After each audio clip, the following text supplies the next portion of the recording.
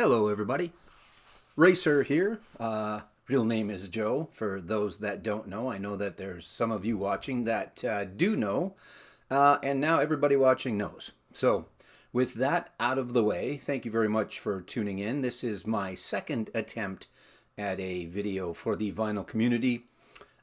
Messed around a little bit on YouTube before, but not a whole bunch. So, gonna try and do this on a regular basis. Did one a little while ago and a few people watched, so I thought, what the heck, we'll give it a shot. Gives me something to do with my records besides listening to them and clean them, but it also gives me something to do because thankfully I am mostly retired. I do a couple little things here and there, but for the most part retired, so a little bit of fun, just something to do. In the humble abode of the basement, the music room, the arcade as well. One day soon I will do a little bit of a video of what's all going on in the arcade. It's the Jerks Arcade, and the reason why is because there are family members that all spell the word jerks. So I don't know if that's good or bad, but because we're actually pretty decent people, but that's why it's called that. So the reason I've called you here today, a little while ago, actually 7 months ago, so I'm way behind, but just starting to get into this.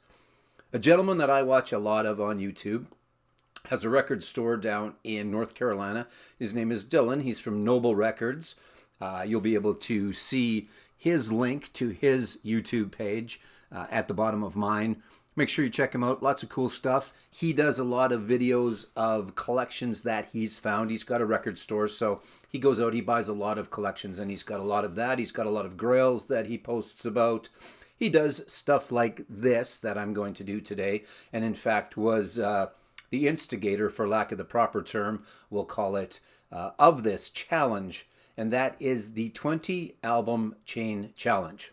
So the gist is, you take a album and then you try and work your way through from A album to B album.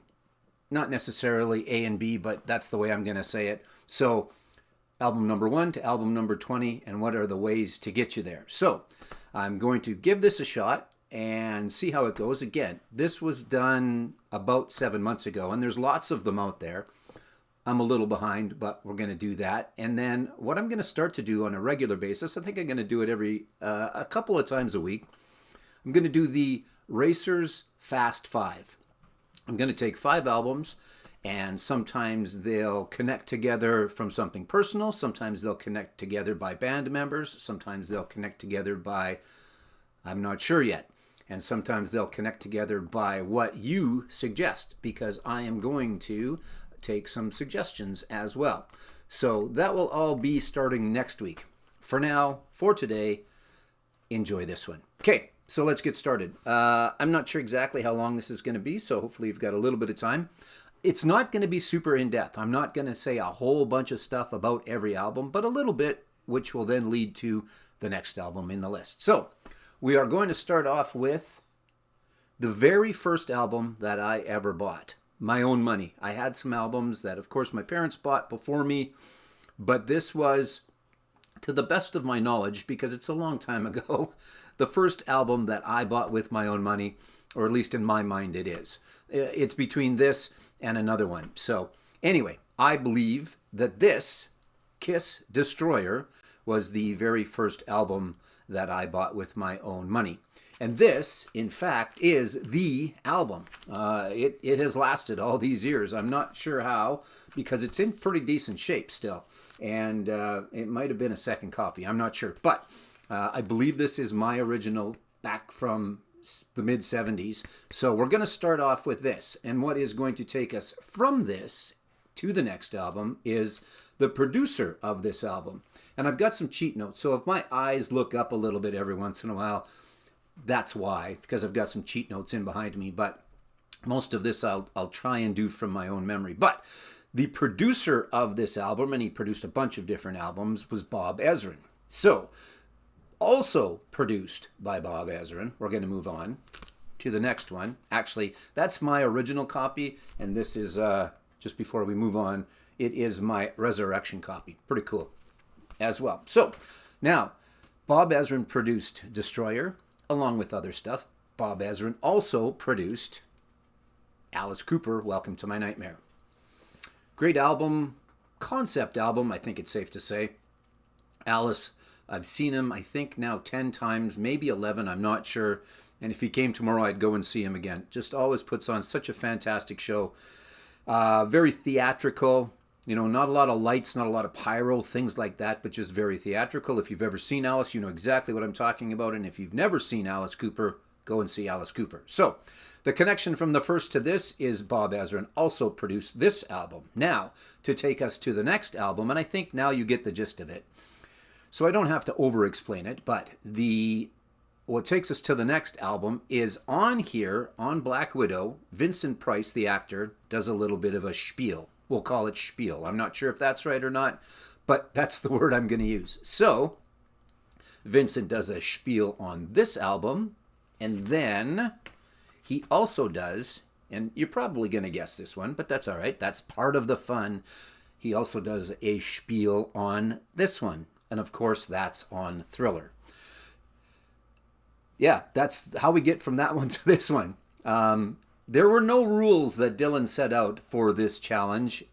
He said, get there however you like. And there's going to be a couple coming up that are a little bit of a stretch, but I think I'm okay so far. So we went from Vincent Price on Alice Cooper to Vincent Price on Michael Jackson. We don't need to talk about this album. Everybody knows about this album. Everybody has an opinion about Michael Jackson. I am solely using it to get me to the next album. So on this album is the song Beat It.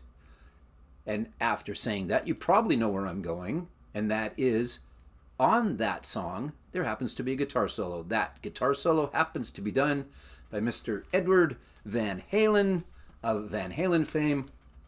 And we're going to go with the album 1984. So, guitar solo on Beat It from Thriller. Many guitar solos on here, as well as keyboard solos, actually. And the last album of the original lineup. So, again, I'm not going to get into a bunch of these albums, just trying to get us from A to B. But one of my favorites, again, the last one with Dave.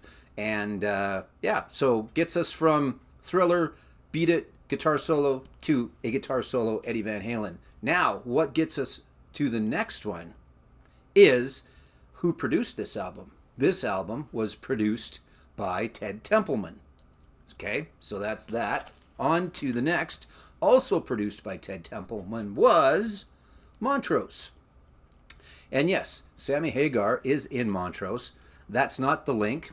And I don't think I'm going to use that link again. It was basically Ted Templeman who was the producer on 1984 as well as Montrose. Great album if you haven't heard this one. Early Sammy Hagar stuff. Before the solo career, obviously before Van Halen. So if you haven't, I highly recommend. And I think that you should check it out. So from here we go. Sammy Hagar singing in Montrose. Then we go to Sammy Hagar on the heavy metal soundtrack. I probably should have taken these out of the plastic. Oh well, I'm not starting over and they'll probably be okay at this point. I think they'll be all right. One moment, please. Going to enjoy a warm beverage, coffee, just coffee. Please feel free to enjoy a beverage of your choice as well, while I do. Ooh, decaf coffee. But that's okay because it's the middle of the afternoon and I already had 2 full-blown coffees. All right, where was I? Oh yes, Sammy Hagar actually does a song called Heavy Metal on here. Great song.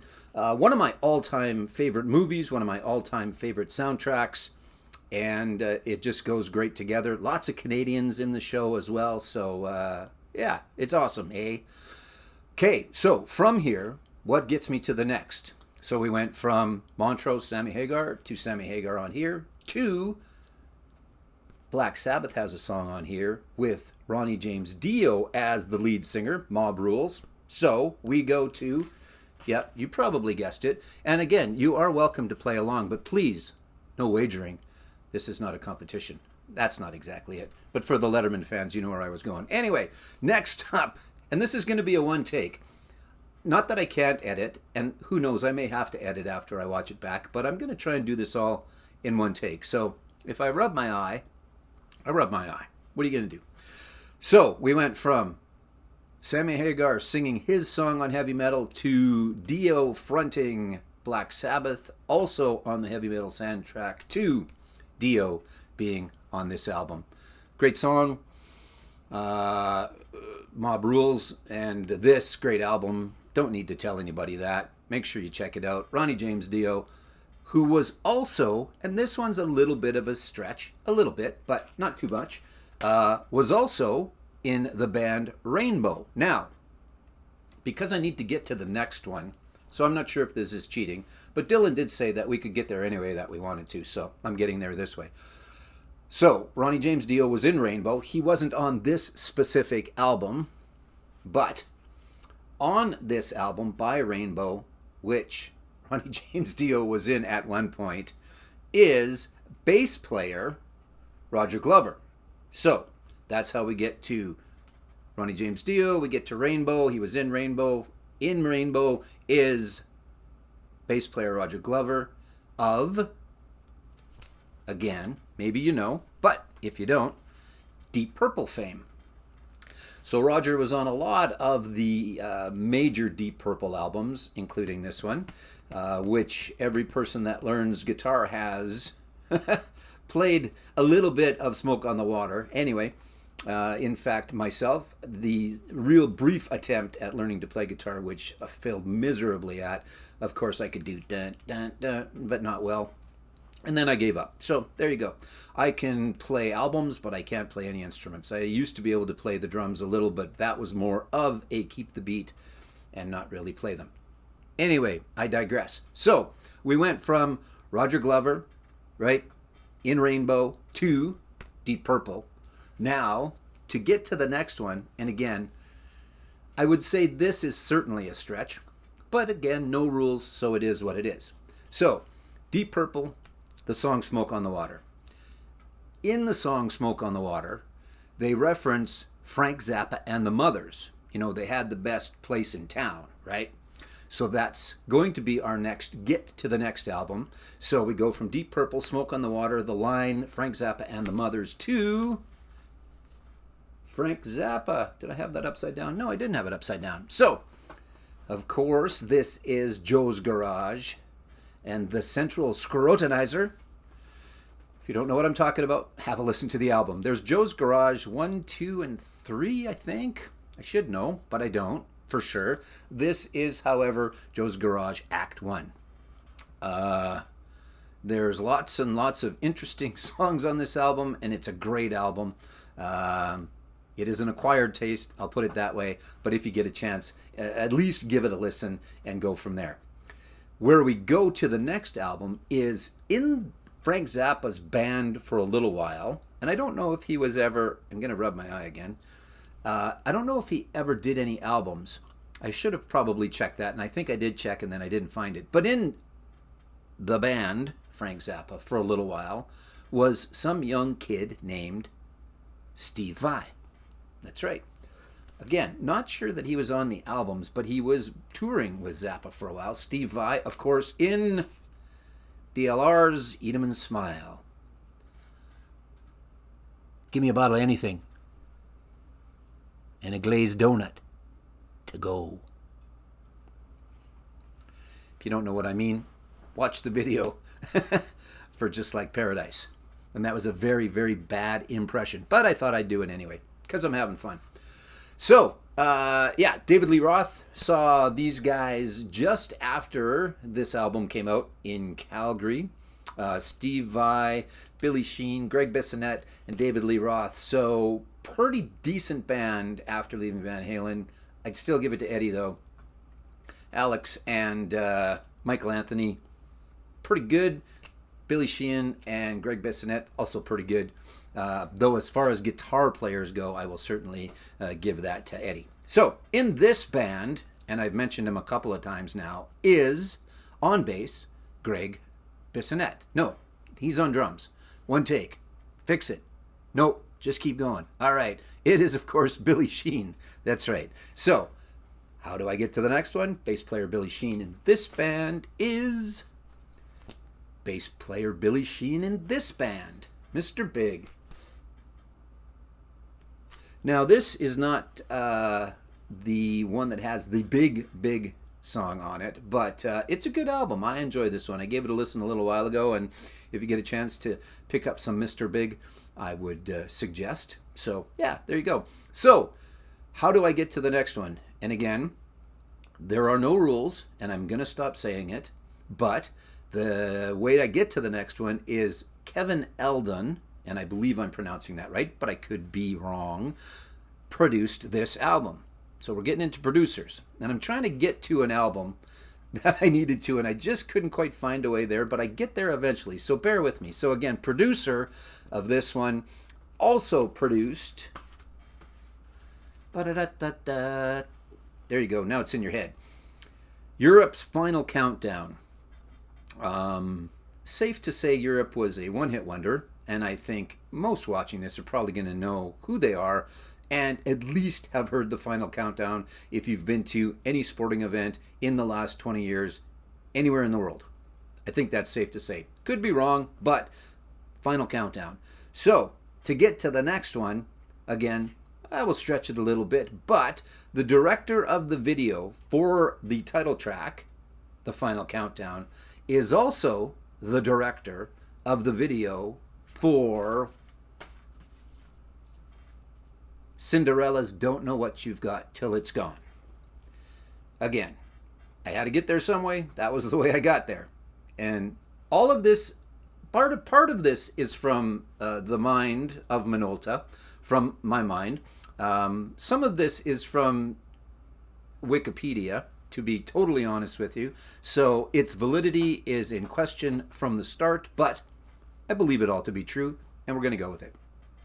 So, director of the Final Countdown video, director of Don't Know What You Got Till It's Gone by Cinderella is, what was his name? I don't know. Oh yeah, Nick Morris, that's it. Nick Morris. So you can look that up if you like. But with that said, before I move on, such an outstanding album. Really, really good. I was a big fan of Cinderella. Still am a big fan of Cinderella. Still need Heartbreak Station. I've got the other stuff. And yeah, just great stuff.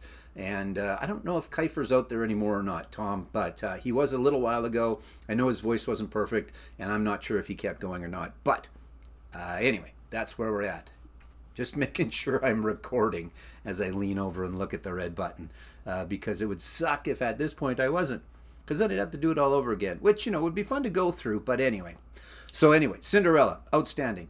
To get to that, we have to go to Long Cold Winter, the drummer in Cinderella at the time, Fred Coury, again, not sure I'm pronouncing it right, and this is really stretching it. This is Stretch Armstrong stretching it, but again, Wikipedia can't be wrong. Fred, the drummer for Cinderella, once filled in for Steven Adler when he had health issues, and it forced him off the road on the tour for this album, which everybody knows. So again, drummer for Cinderella, when Steven Adler was sick for a little while, or whatever it really was, he went off the road. He filled in, drummer for Cinderella, filled in on the Appetite for Destruction tour. So, I don't need to say anything about this album. We all know about this album.